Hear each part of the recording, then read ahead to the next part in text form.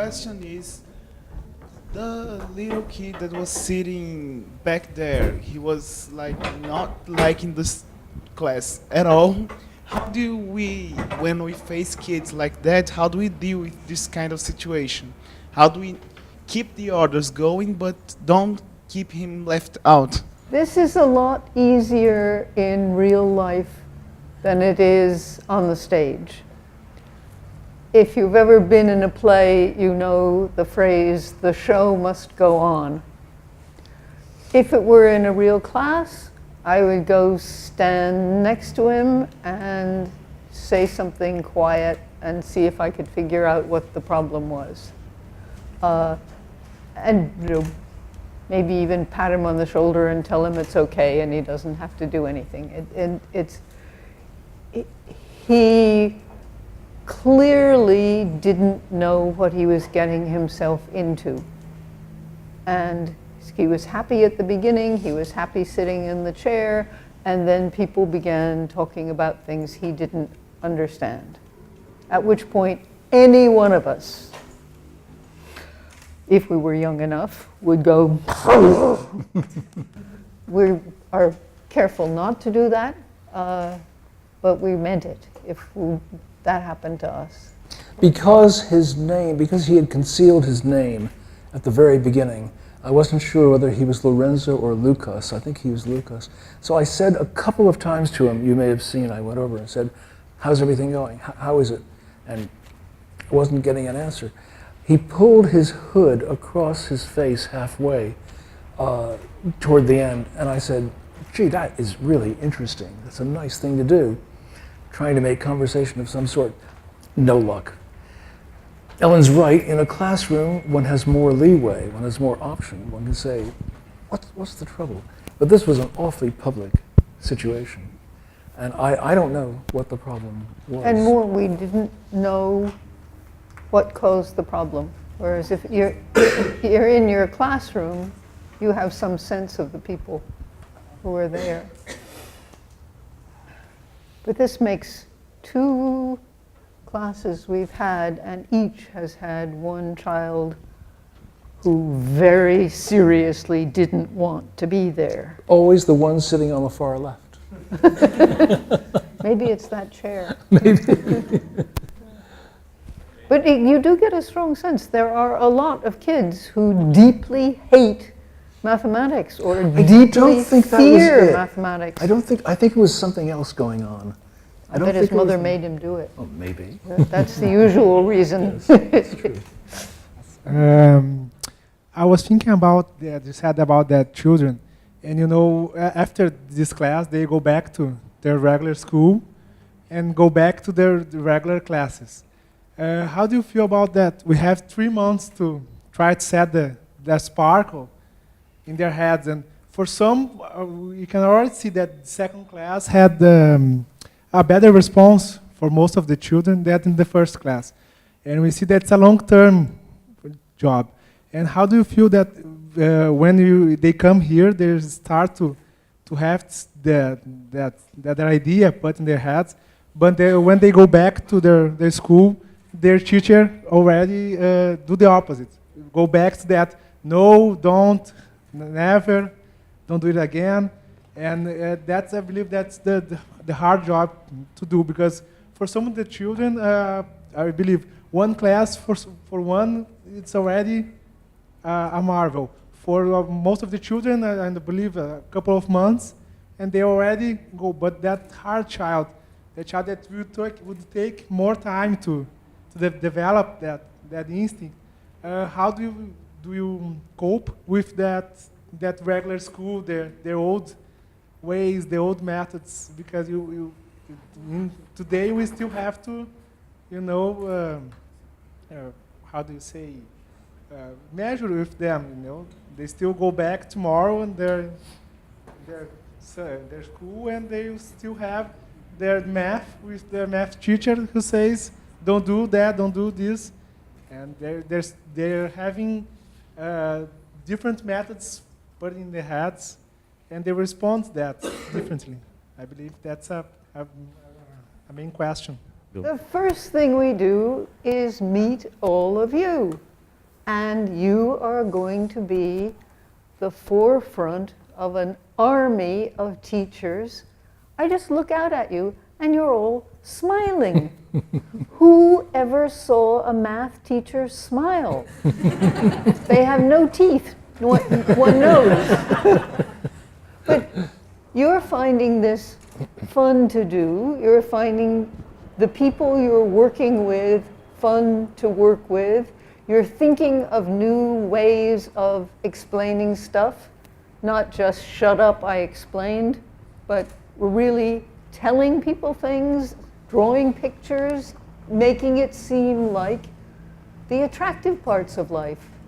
And there's no reason why math teaching should not be as exciting and as rewarding and as loved as poetry or geography or all the other subjects that people are fond of. Nevertheless, it is true right now in 2013. A friend of ours said to us, you're doing a terrible disservice to your students because they are going to go back from their once-a-week math circle class to the horrors of their school. Marina, I believe, is here. She said she loves math because it's so boring at school. Interesting answer, Marina. But I certainly sympathize that, you know, one goes back to the drudgery and now the comparison is all the more intense. Nevertheless, the alternative is not to do it and to let the horrible situation continue. No, you, as Ellen said, you're going to change this all. It won't be wonderful for a year, 2 years, 5 years, a generation perhaps, but it'll change, and this is the way it'll change.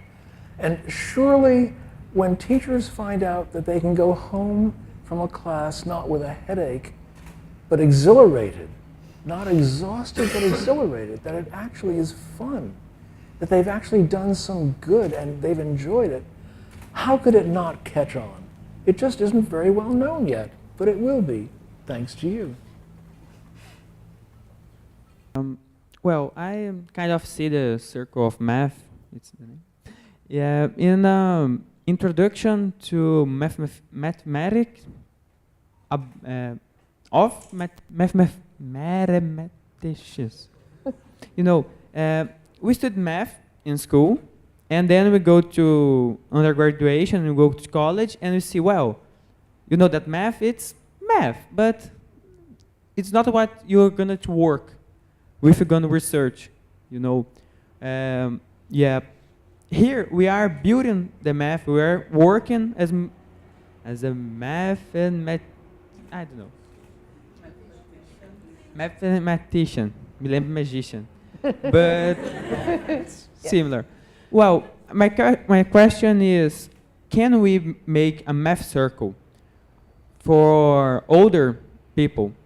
So in that way, we take a next step and start being, you know, more formal, introduction, the language, the symbols.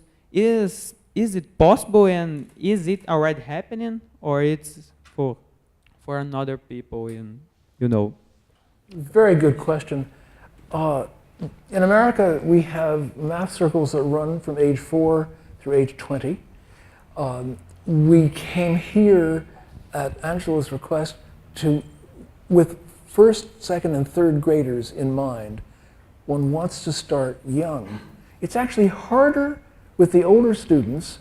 We take anyone who wants to be there, but they do want to be there, so they already come prejudiced toward math. Nevertheless, they come with a lot of bad training, and you have to do a lot of unteaching to start with. Here, there's not much unteaching you have to do. There's a little, but not much. But those who come with the bad teaching they had and still have enthusiasm sail into math classes with us. We're doing calculus with 10-year-olds. We're doing complex analysis with 15-year-olds. We're doing incredible problems. We're doing the stuff we've been doing with you, infinite sets, with 8, 9, 10, 11, 12-year-olds. They love it. They won't leave at the end of the day. But it is an awfully small percentage of the population. It's 150 students out of 7 billion in the world. So this is you couldn't even call it a drop in the bucket. But it will work. It will work at every age level. More effective the younger the student, because you catch them young and you make them mathematicians for life. And not only mathematicians, whatever they're going to turn out to be, they're thinking in a way which is reasonable, full of imagination, passionate, and with self-confidence. That's the key thing. The really important thing that the math circle has that other things lack is, what's the term? Positive reinforcement. And I don't remember 1 minute of positive reinforcement in school. If you got the problem right, you got a check. Big deal. If you got the problem wrong, a note went home to your mother. Big deal. So that the sense that people will find that there is an assumption that math is possible, that there is an assumption that math is pleasurable, that there is an assumption that we will all succeed at it, is, at least in America, absolutely foreign. Math is something that tests your character. It's meant to be unpleasant. It's like taking medicine. And I think that's a terrible thing to do to an art. Think of a society, I mean, this just sounds like science fiction. It sounds incredible, and yet it's absolutely true. A society in which you were forbidden to play music, but you had to practice scales. That's the position that math is in. You have to do those grammatical exercises, adding and multiplying, dividing and subtracting. For what? To get some stupid number out without the meaning, without the pleasure, without the beauty of the structure, the poetry of mathematics. What if you were told, yes, you have to have music lessons every day, practice the scales on a silent keyboard, memorize, but you're not allowed to play. Or listen. What? Or listen. Or listen, right. Yeah.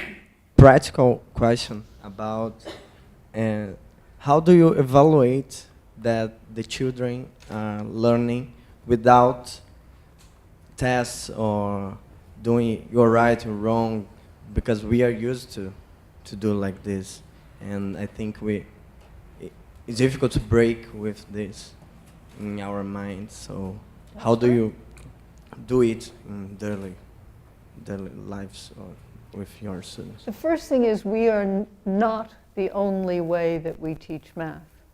When I'm teaching math in the high school, you could walk in the room and you'd see rows of chairs and people sitting at desks and people working on problems, and you'd say, this is a math class. I've seen a math class, that's what it looks like.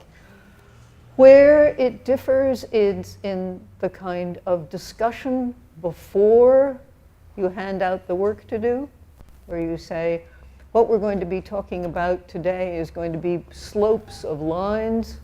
How do you calculate what the slope of a line is? Steep lines, slow lines. What would be a good way to come up with a metric that will allow you to say, this is rising steeply, this is rising more slowly, so that you act as if these were real new questions. And I'm asking you to really think about how to answer them. I'm not saying, this is a first derivative problem, and if it looks like this, you do this to it, and if you get the right answer, you're great, and if you get the wrong answer, you go to the slow section, which is the usual educational model, not just in this country, not just in Europe, definitely not in China, where they just throw you out of the school if you make a mistake. But the idea that anybody can use his intelligence, her intelligence, to figure something out. Man invented this, it's ours. It's not something impossible. And in evaluating the kids, don't you all know exactly the qualities of the 10 kids here today? Didn't you know it after the first 5 minutes? There were surprises. But I would never give grades to any of them. I would think about their strengths and weaknesses. I was surprised that Rebecca came out with a 9th instead of a 16th toward the end, but it was toward the end. I was pleased that a girl who had been silent most of the time was enthusiastic and came out with a good insight toward the end. But those were surprises which were riding on the wave of a feeling of common familiar certainty with those particular people. I think I know what they're like as far as learning mathematics goes, and as far as what they're like as people. And of course, that's after, what, 2 sessions with them. No, 15 minutes. Well, yes. Were I teaching them every week, were I working with them every week, we'd get to know one another so well. There's no grades are needed. There was somebody at Harvard who, when asked to write recommendation letters, wrote precisely 2 kinds of letters. He was a terrific mathematician and a very lazy and not very attractive person. His 2 letters were, take him, don't take him. He said, I don't have the time to evaluate people. I know. He'll make it, she won't. It was usually, by the way, a male-female distinction. He was that sort of person. Why play along with that kind of corrupt game? Deal with individuals as individuals. And don't let the administration force you into those evaluations. Thank you.